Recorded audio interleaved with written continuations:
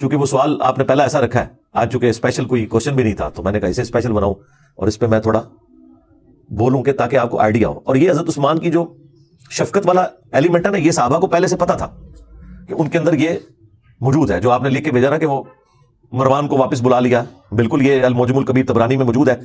مروان کا والد جو تھا حکم، یہ رسول اللہ کی نقلیں اتارا کرتا تھا. ان دونوں باپ بیٹا کو حضور نے مدینہ بدر کر دیا. حضرت ابوبکر کے دور میں حضرت عثمان نے بڑی کوشش کی کہ واپس آ جائے، تو حضرت ابوبکر نے کہا جو گرا رسول اللہ نے لگائی ہے وہ میں نہیں کھول سکتا. تو حضرت عمر نے بھی نہیں واپس آنے دیا. حضرت عثمان جب خلیفہ بنے تو وہ واپس لے آئے. بس وہ اس پہ ہی میں جملہ بولتا ہوں کہ ہتھاں لائیاں ہوئی ہیں پھر دنداں نال کھولنیاں پہنیاں نے. جو گرا آپ ہاتھ سے لگاتے ہیں پھر وہ دانتوں سے کھلتی ہے. وہی مروان حضرت عثمان کی شہادت کا سبب بھی بن گیا، جسے حضرت ابوبکر عمر نے بھی حضور کی وجہ سے انٹر نہیں ہونے دیا تھا مدینے میں. اپنی بیٹی بھی دے دی، اسے داماد بنا لیا. اپنی طرح سے تو نیکی کی کہ شاید یہ انسان کا بچہ بن جائے. اور یہ پورے اخلاص کے ساتھ سیدنا عثمان نے کیا، کوئی بدنیتی نہیں تھی. دیکھیں ایک بندے کا پورا ٹریک ریکارڈ ہے جس کی پوری زندگی قربانیوں سے عبارت ہو، کسی ایک خاص موقع پہ جا کے وہ کچھ مس ہینڈلنگ کر دے. یہ امپلائڈ ہوتا ہے کہ وہ مس ہینڈلنگ کو آپ نے اس کی پوری زندگی کے کریکٹر میں سمجھنا ہے، نہ کہ یہ کہ اس ایک مس ہینڈلنگ کی بنیاد پہ آپ اس کی اسلام کے لیے خدمات کو زیرو سے ملٹیپلائی کرتے ہیں. یہ رافضی کرتے ہیں کہ وہ حضرت عثمان کے چند ڈیسیژنز کو لے کے ان کی پوری زندگی کو اس سے زیرو سے ملٹیپلائی کرتے ہیں. ہم پوری قربانیاں ان کی دیکھتے ہوئے یہاں پہ مس ہینڈلنگ کو سمجھتے ہیں کہ یہ ان کی شفقت کا ایک ایلیمنٹ تھا. اور میں اس کو پرسنلی خود سمجھ سکتا ہوں.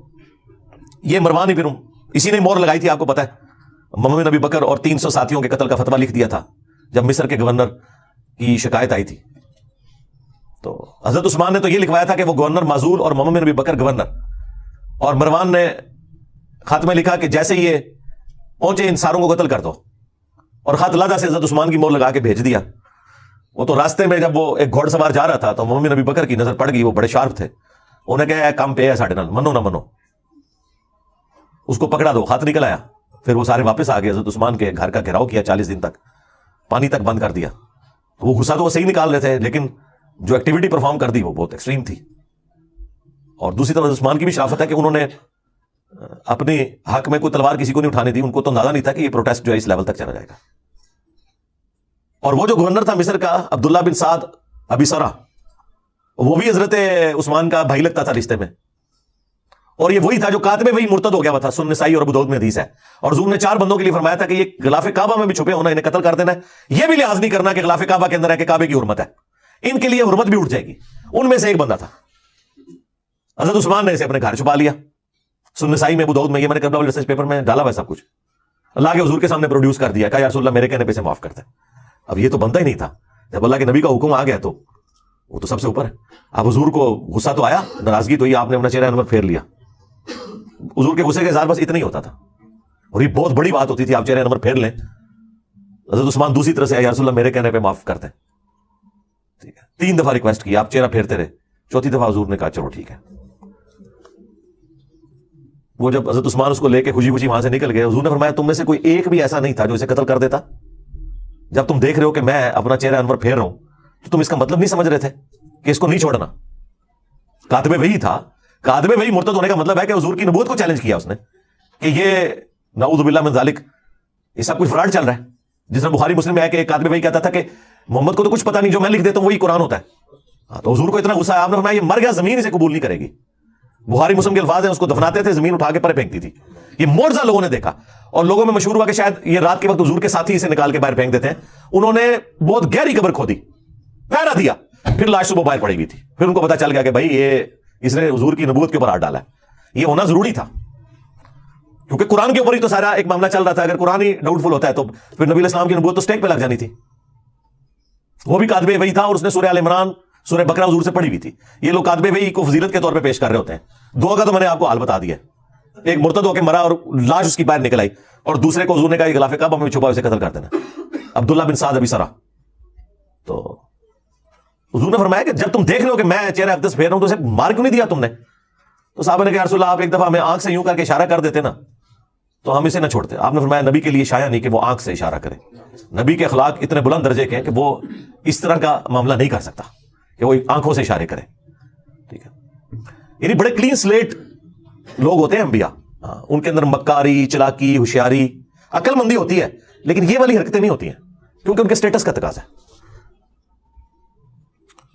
بس وہی پھر آپ دیکھ لیں اسی کی وجہ سے پھر وہ پورا معاملہ تلپٹ ہو گیا. لیکن بہرحال جب حضرت معاویہ رضی اللہ تعالیٰ عنہ خلیفہ بنے یا بادشاہ بنے, اس وقت بھی عبداللہ بن سعد ابی سرا یہ زندہ تھا, لیکن یہ حضرت معاویہ کے ساتھ پھر نہیں ہوا.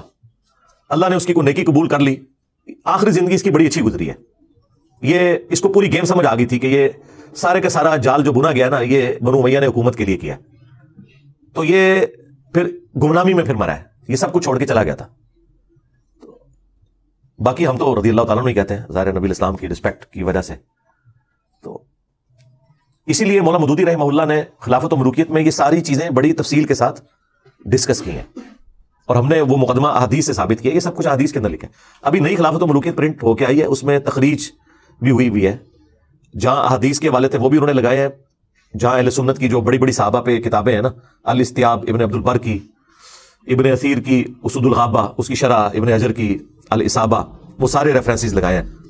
تاریخ طبری کے, ابن کثیر کے, بخاری مسلم ابو داؤد ترمذی نسائی ابن ماجہ میں جو چیزیں موجود تھیں وہ پوری نئی پرنٹ ہو کے آ گئی ہے, بڑی اچھی.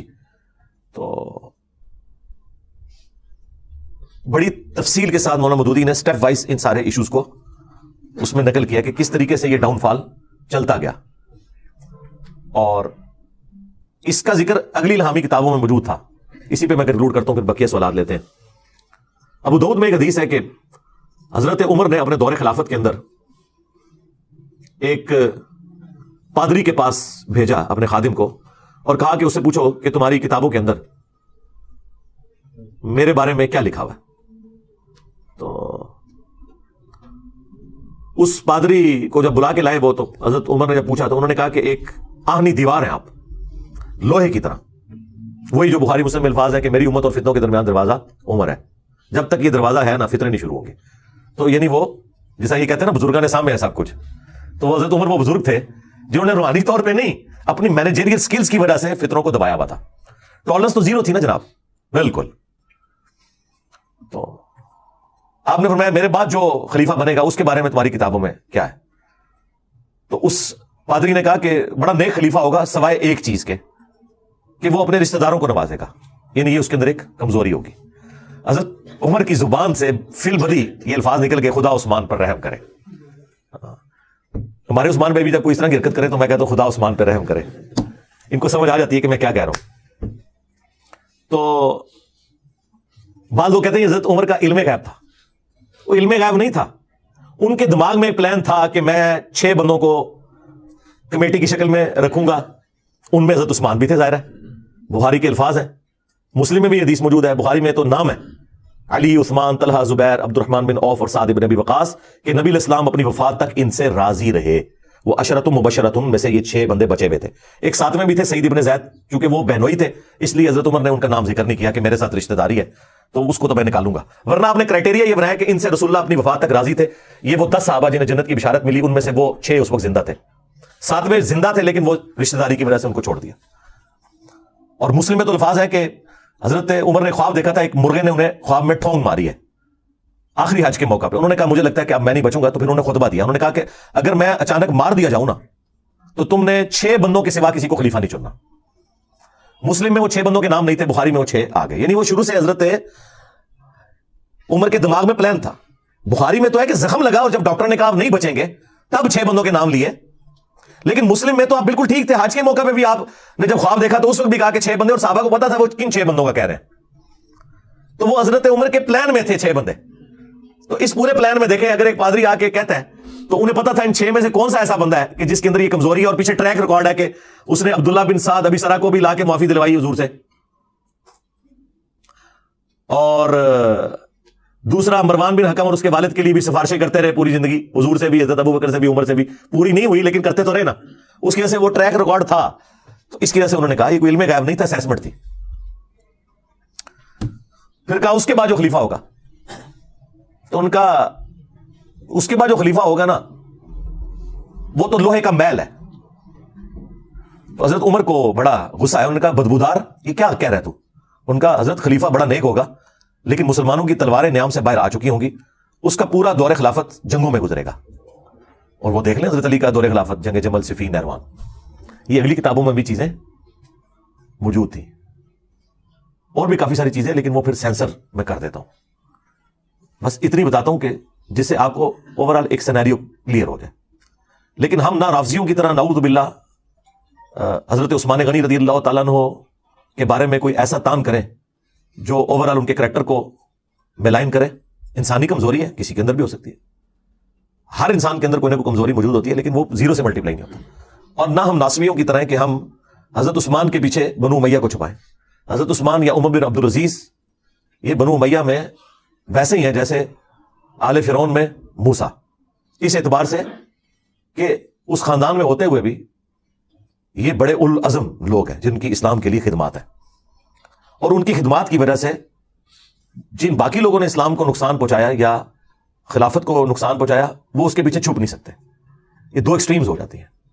باقی میری تفصیلی ویڈیوز موجود ہیں، اور ریٹن میں بھی میں نے کربلا والے ریسرچ پیپر میں 200 احادیث ان تمام ٹاپکس پہ سیدنا عمر کی شہادت سے لے کے کربلا تک وہ جمع کیے ہیں. وہ ہر ایک بھائی کو ریسرچ پیپر اور بقیہ کے 8 ریسرچ پیپر اور 3 اذکار کارڈ، یہ 12 کا پیکج ہم فری دیتے ہیں لیکچر کے اینڈ کے اوپر.